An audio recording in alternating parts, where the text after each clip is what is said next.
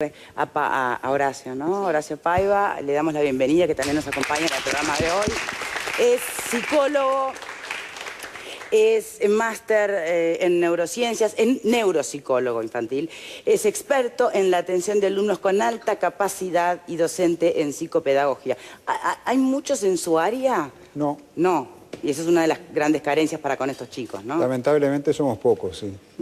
Porque indudablemente el problema que estamos viendo acá, escuchando todas estas exposiciones, todos estos testimonios, es la dificultad que hay para pesquisar adecuadamente estas situaciones, poder identificar realmente a estos chicos en todo el potencial que tienen y poder de esa manera prevenir todo aquello que sabemos que trae como consecuencias negativas un diagnóstico tardío de la situación.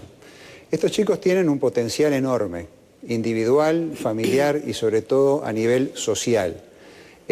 Cuando Enrique está hablando de los porcentajes que se manejan a nivel internacional para los chicos con altas capacidades intelectuales... De 3 a 7 habíamos mencionado, ¿no? Si somos pesimistas y nos quedamos con el 3 solamente, y pensamos que en Uruguay, no sé la cifra exacta, pero estimamos unos 800.000 escolares y liciales, más o menos, ¿no? Estamos hablando de 24.000 niños, 20.000 niños con altas capacidades intelectuales en la edad escolar y licial. Desperdiciados hoy. ¿Eh? Desperdiciados totalmente. hoy. Llenan la tribuna olímpica para ver una imagen visual. Mirá.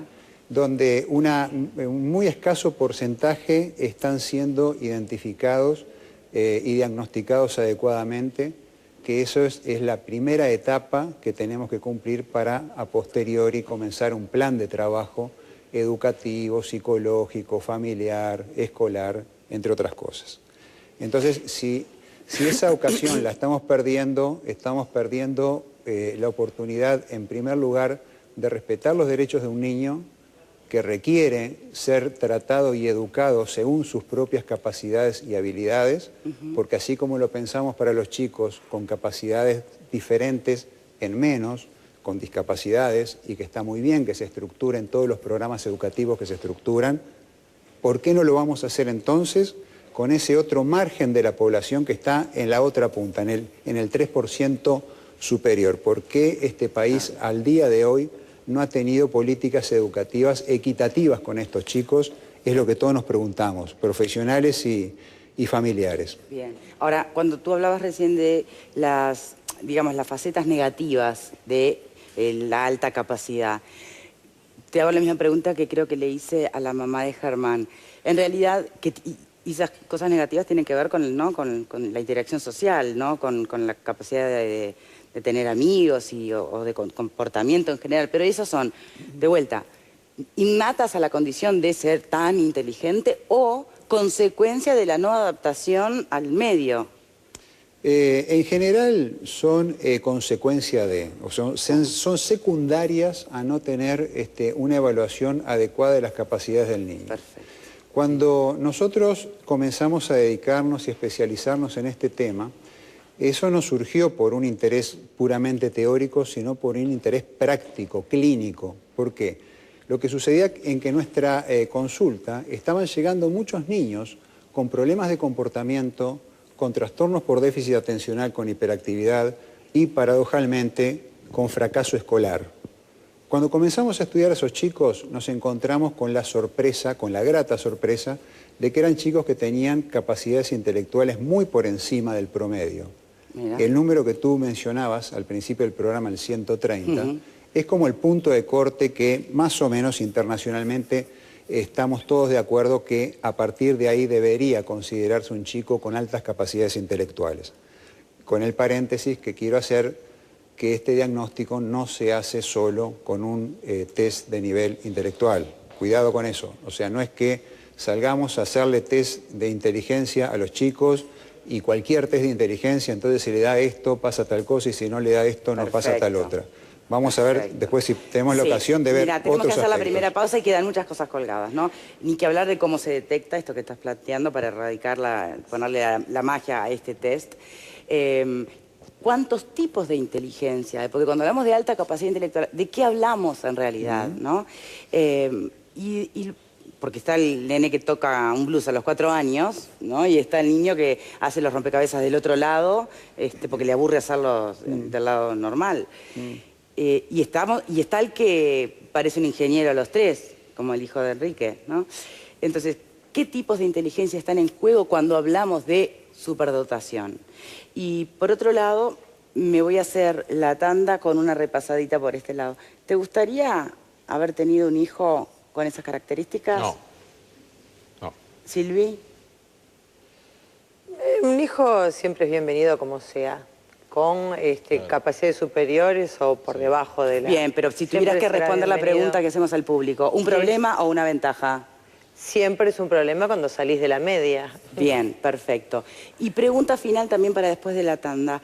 ¿Qué pasa con estos niños? Que efectivamente están muy por encima del promedio en la infancia, en la escolaridad, en lo que tiene que ver con el liceo, la carrera universitaria.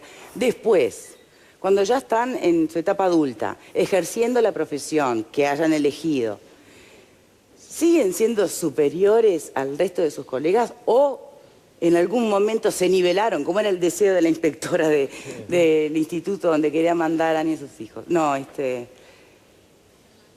donde iba Germán. Varias preguntitas para después de la pausa. Ya venimos.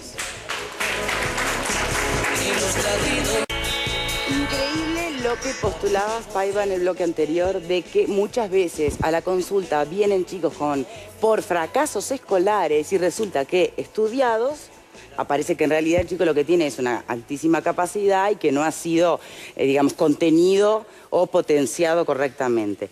Yo ahora me imagino que te van a llamar todas las madres que tienen hijos con fracaso escolar, con la esperanza que tienen alguna capacidad superior. A ver, ¿cómo puede ser eso?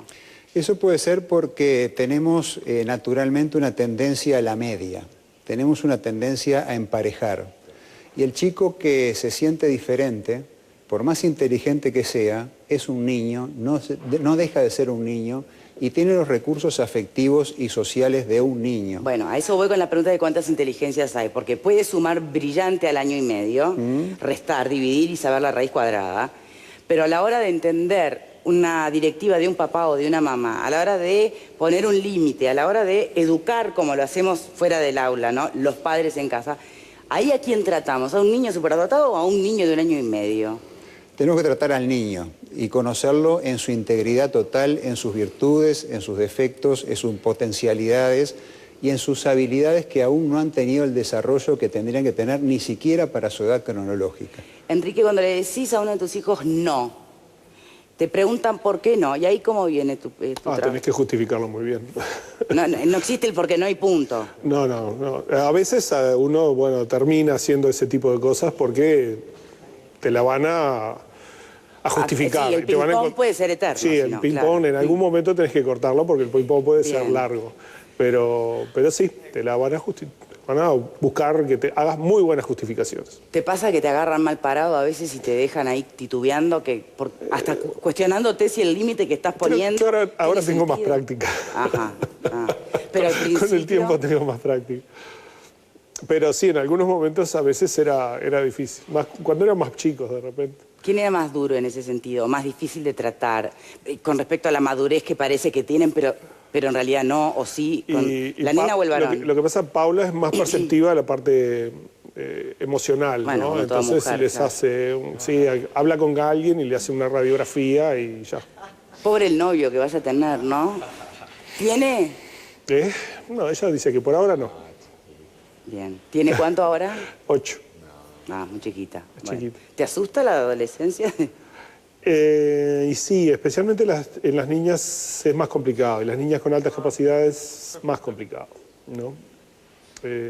Incluso un poco el diploma de educación de altas capacidades que hice, de la UNED en España, tiene toda una parte importante. Quiero aclarar, como papás de estos 2 chicos, se especializaron, fueron a otro país a estudiar un poco sobre el tema. En realidad es un curso a distancia, ¿no? Pero una buena parte del curso, por ejemplo, es el tema del tratamiento de los problemas de género y en particular de las chicas, ¿no? Que son más difíciles. Bien. Bueno, Paiva, volviendo entonces a alguna de los... Y menos diagnosticadas también en esto. En general las mujeres dentro de la población de altas capacidades intelectuales son la minoría. O sea, otra situación más donde vemos el carácter ideológico que se mete en lo científico, condicionando determinadas conclusiones. ¿Y eso qué sería? Ah, las mujeres no es que sea inteligencia, es complicada. Y sí, algo de eso hay, algo de eso hay.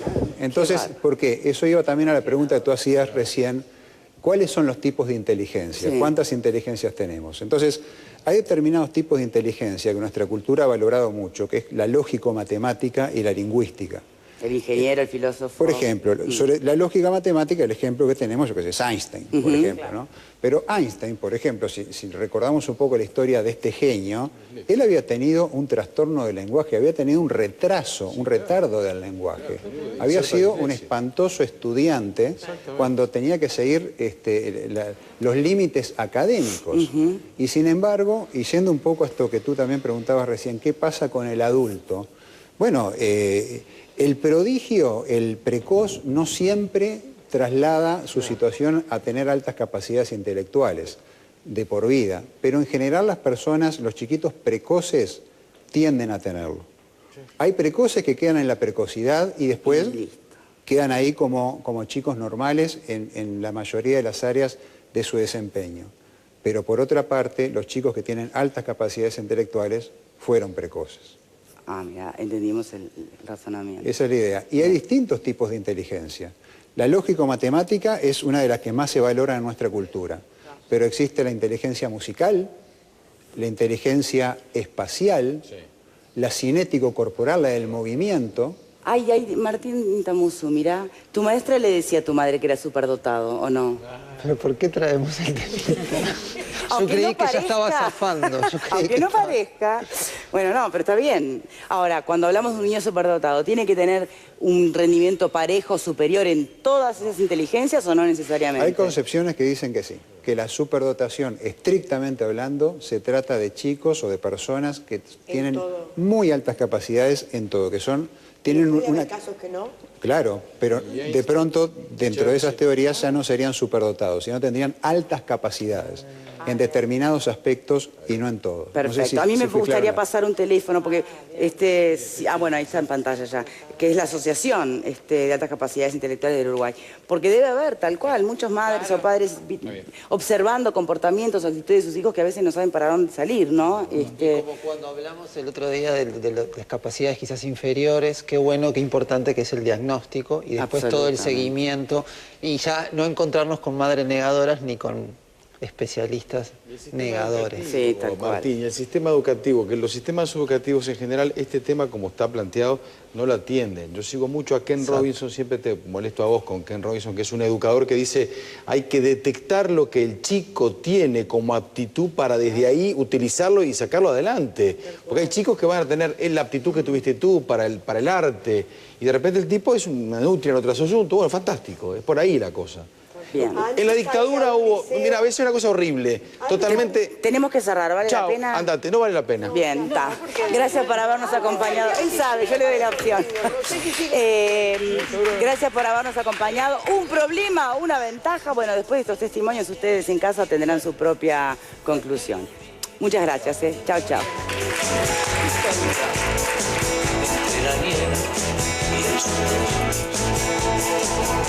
Será luz.